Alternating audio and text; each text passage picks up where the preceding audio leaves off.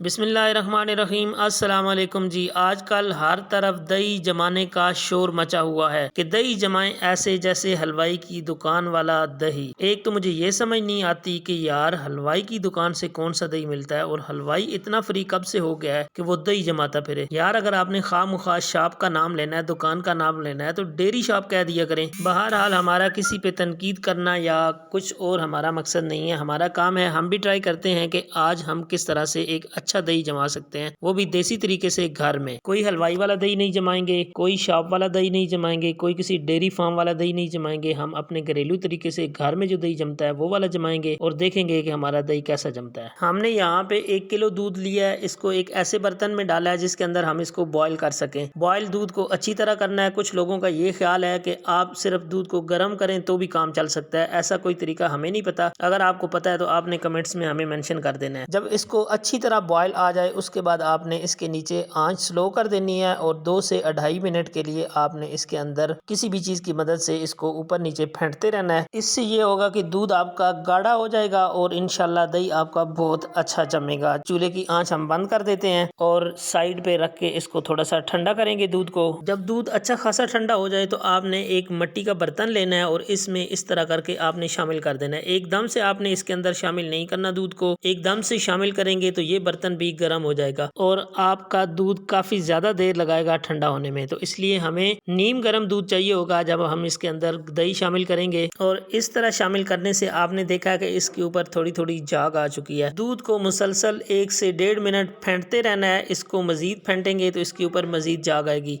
इसी झाग की वजह से ही हमारा दानेदार दही बनकर तैयार होगा। ये झाग हर सूरत आपने इसके ऊपर बनानी है दूध को फेंटते हुए।